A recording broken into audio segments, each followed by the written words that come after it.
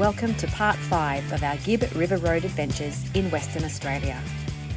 Well, our time at Manning Gorge has come to an end. We've decided we're going to push on. We're either going to move to a free camp on the Gibb River Road or actually get to Ellenbrae Station. Time to hitch up and move on. Mount Barnett Roadhouse. We are here early, filling up with water because, well, for starters, the line can be quite long, and secondly, it takes us ages to fill up here because the water pressure is, well, it's a bit of a trickle. So Chris is over there filling up. I'm going to head on into the Mount Barnett Roadhouse. I'm going to get myself a nice chocolate, and we're going to get a couple of Mount Barnett burgers because we hear they are the best. Oh, and I better get Chris a coffee. I'm pretty familiar with how this works now. You place your order inside, you get your little ticket, then you come out here and you wait, and they will call your name or your number at that little window. So you can get a few groceries here at the Mount Barnett Roadhouse. This is the meat freezer. I can see 600 grams of lamb chops for $44. You've got 500 grams of chicken thighs for $16. 1 kilo of beef mince is $26. And then the sausage is $7.20 for a packet. You got your eggs down there, $8.50 for a dozen. And then there's basically, there are all your prices. Some feta in there for $14.50.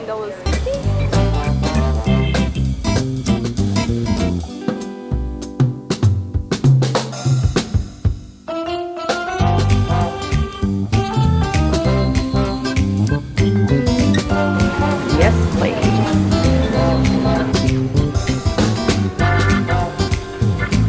Come here. Ooh, not bad. So it's perfect timing. Chris has just finished filling up with water. He's going to move the truck and then we're going to dig into these burgers. Oh, so good. What's happened to your burger? I'm not. He's the king of eating burgers. I'm normally the king of burger etiquette. Look at it. Bit of a mess there. Looks like a roadkill now. Yeah. Still tastes good though. Mine's about. Still tastes bloody good though. Pretty good burgers, eh?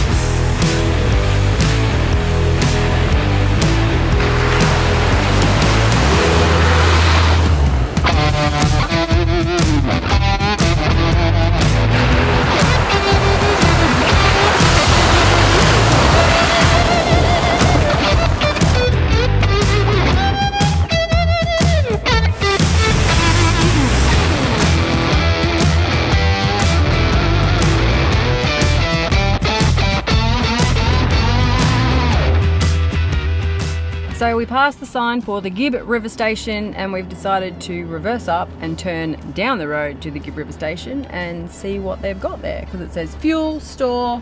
We need eggs, don't we? And some eggs would come in handy, so we'll have a look and see. Oh, hang on. Well, that was a little bit of a fail because we pulled in, we've come up to the sign here and it says closed, no shop, no fuel. So no Gibb River Station for us. Chris has got to go backwards again.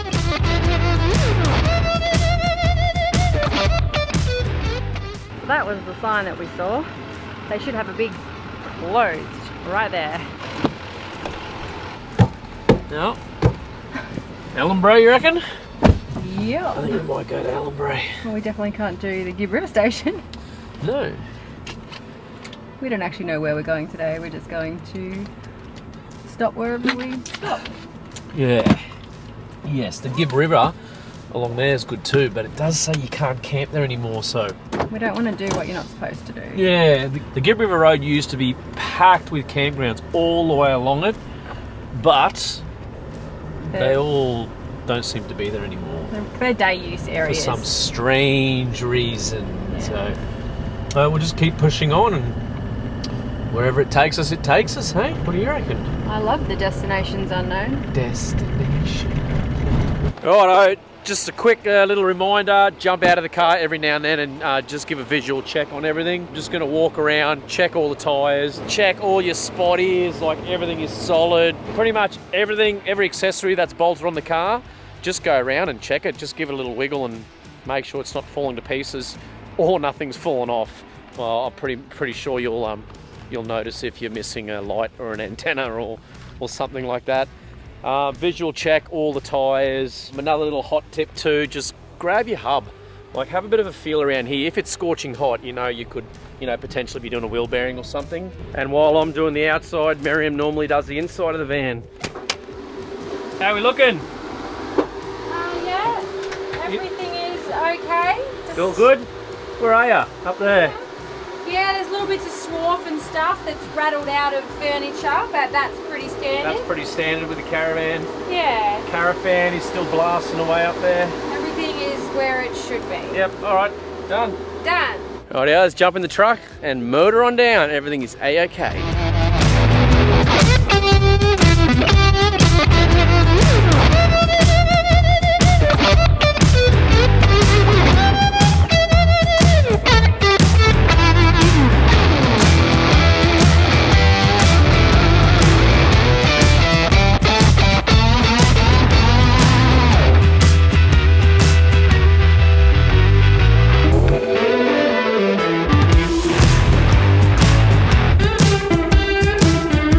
Over at the turn off to Columbaroo. Chris wants to go to the toilet and just do another quick check around the van. There's a hut over there full of information boards. This is the fork in the road. Heading up this way will take us to Drysdale, Mitchell Falls, like McGowan Island, Honeymoon Bay, all those epic places. We're not going to go up there this time until we have a new addition to our ADU setup, and I'm pretty excited about that. We're turning right here and we'll head to Alquestro, all the other stations along that way. But we'll be back. Are you excited to come back or what? I am excited to come back. Yeah, we'll come back here next time. I don't mind missing all these spots, knowing we're coming back with something extra to make it more special. With a new addition. Well, it's a friggin' boat. I mean, everyone come on. knows it's a boat. You don't want to go up that way. Like seriously, just don't go up that way without a boat. I mean, it's epic fishing up there, and we're doing it next. Let's go. Let's happy go. Dance, happy dance, happy dance. We are inside the hut with the information boards, and over here we have a map that. What? We have a map, so it says You. What? What are you up to? What are you doing? How about you come over here and help me out? Oh, I can't. He's I don't know how to get there. He's doing his exercises for the day. All right. Oh, I'm sure you can handle it. Come around. So this is what I was just explaining. We're here. So we're turning right and heading that way. If you come up that way, you've got Drysdale, and you come up to Mitchell Falls, all that you can go all the way up to Columbaroo, Honeymoon Bay, like all the epic places, McGowan Island. So imagine when we've got the boat, like exploring all this, and up here.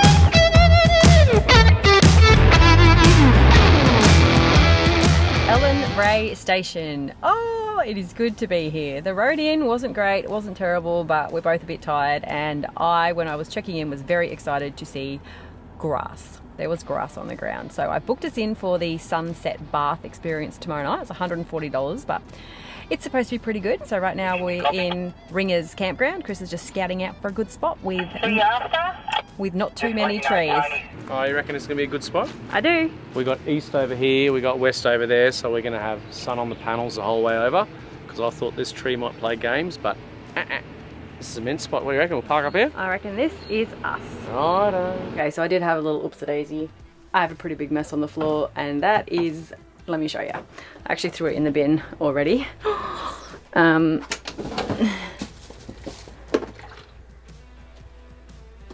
You see that? My macadamia milk carton. Clearly it vibrated and wore straight through, and it has leaked all out of the cupboard and all onto the floor. So I'm going to clean that up. Look at it. Oops. Nice mess there. Morning, good morning, good morning.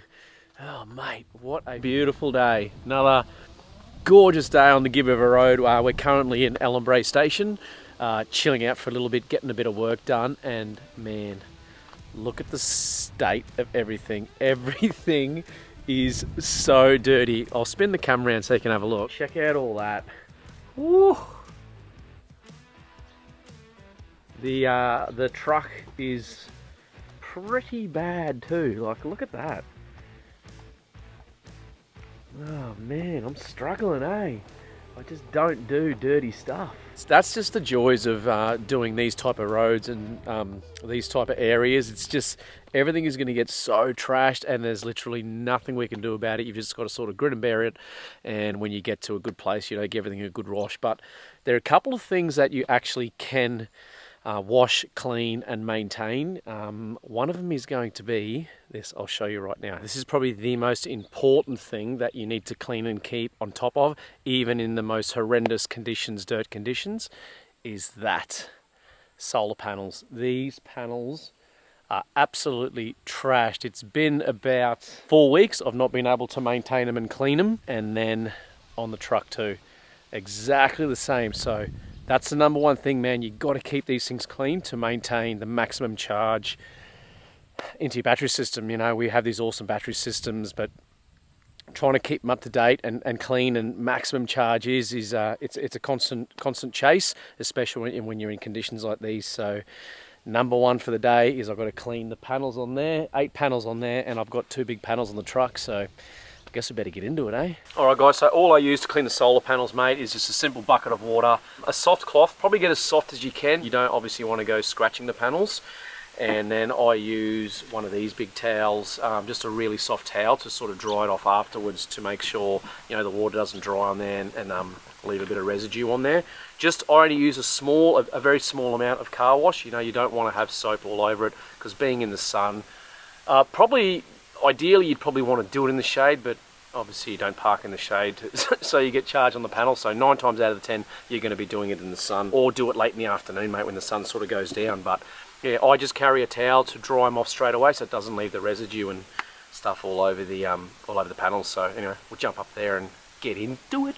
Look guys, another quick little disclaimer too. We are very fortunate, mate. We have a titanium caravan and it has a one-piece roof, so it enables us to walk all over it.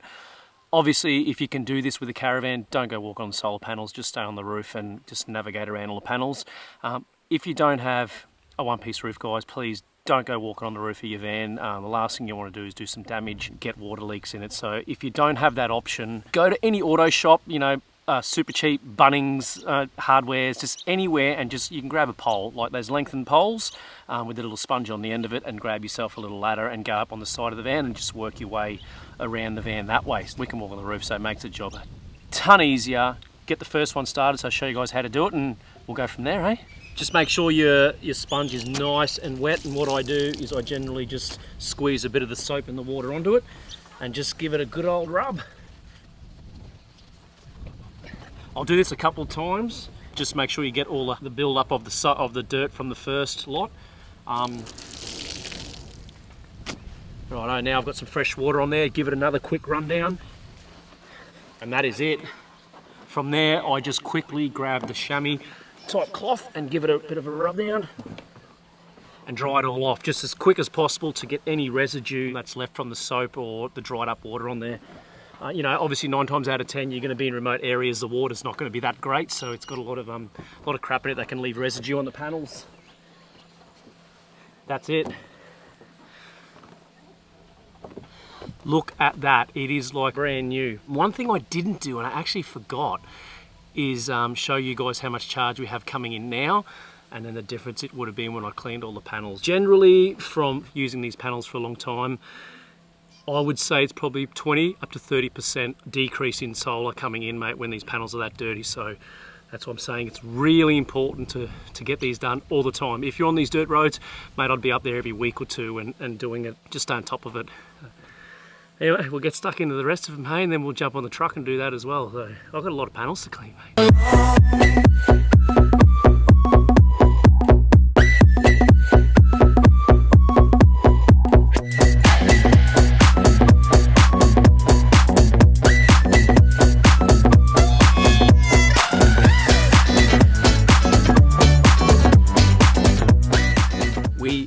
done and dusted, or actually, should I say de-dusted, mate. This thing was fluoro green when we started. Now it's literally brown. When I'm up on the roof as well, while I'm up there and I've got all my cleaning stuff, I always clean the roof hatches, and then I also clean the air conditioner just to make sure it all stays in really good condition. And then as I'm coming off the roof too, I'll wipe from the back forward, because I get off the van on the front and just wipe the entire roof, get all the water off it and make sure it's nice and clean and back to brand new again. Just a little hot tip, guys. Please, please, please be careful when you're up there. If you're walking on the roof, it's a slippery surface to start with. It's a nice, smooth, glossy surface. And then when you throw water and suds into it at the same time, it becomes very slippery. Please take your time. I don't want to see you guys ending up on your head, mate. I know the new van that we got coming, we probably should have it by the time you see this video. We won't be able to do that, so I'll literally have to get a pole and work my way around, because we've jam-packed the roof with panels. So yep, happy days. Now I'll jump on the roof on the truck, clean those panels, and then I'll show you the cleaning thing that you should be doing when you're on these dirt roads. How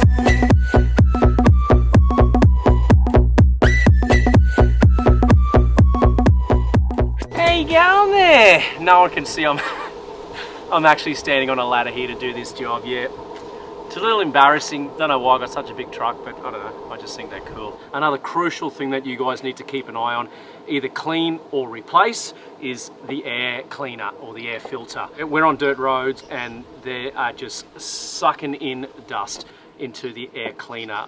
We need to keep this as clean as possible. It affects the performance of the car, it affects the fuel economy, and it could potentially do damage to your motor if you don't keep these things clean. I've got a spare one. I knew I was obviously doing all these dirt roads, so I carry a spare one, and I have been cleaning this one as well to try making it last a little bit longer. And the way I generally clean it is I'll just get the air gun, the compressor or the blower, the Makita blower, and I'll give it a blowout. Obviously be careful when you're doing that. You don't, wreck the filter or push dust into it more or push bugs into it more, than it goes out into your air intake and buggers everything else up. Another thing you need to keep in mind too is when you pull the air cleaner out, make sure you're not getting any dust into the intake. Keep an eye on that as well. So I'm just going to pull this apart now, and we'll have a look at the air cleaner, see how bad it is.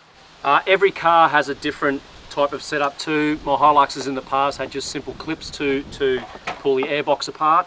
This the Chevy has large screws, so there you go. Keep them in a safe area. I don't know where I'm going to keep them. Here we go. I'll keep them up on there. Last thing I want to do is lose screws and have potential garbage getting into the airbox. This is, man, who would put a 6.5-inch lift, mate, on a truck? Oh, I don't know. These trucks are already friggin' big enough, and then I go do dumb stuff like that. I'm such a child, hey. Where are we going now? There's a few screws in here, I'll tell you that. I think there's like 7 or 8 to pull this airbox apart. This one's a little tricky with all the wiring down here. Righto, the next one's a little bit tricky again. I've got to jump up on the wheel for this one.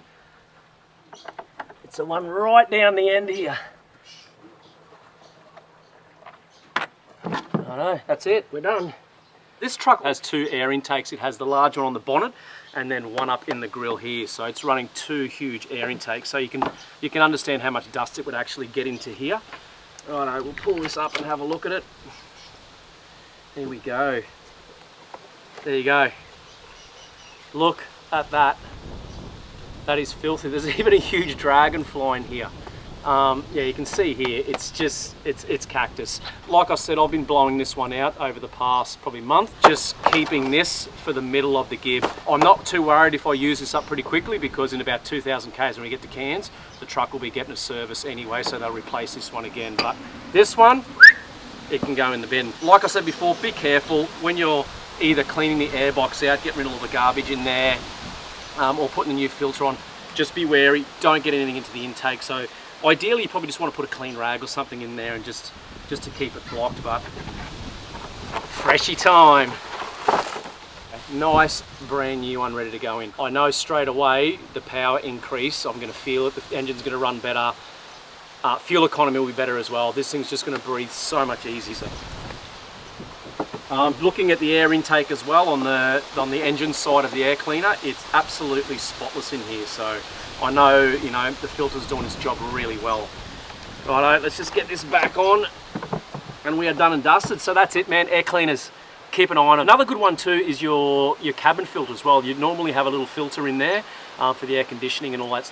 Same thing, these things can clog up. Check your air cleaners. If you know you're doing a ton of dirt roads, keep a spare, mate. I've got a spare one of these. I've actually got 2 spare diesel filters as well, so keep it in mind, you know. Carry spares if you can't, just clean it. Just clean as much as you can. I guess cleaning it, if you don't have one, is better than not touching it at all. So my maintenance is done for the day. Oi, babe! Yeah. I've done enough today, hey? Can I have a day off now?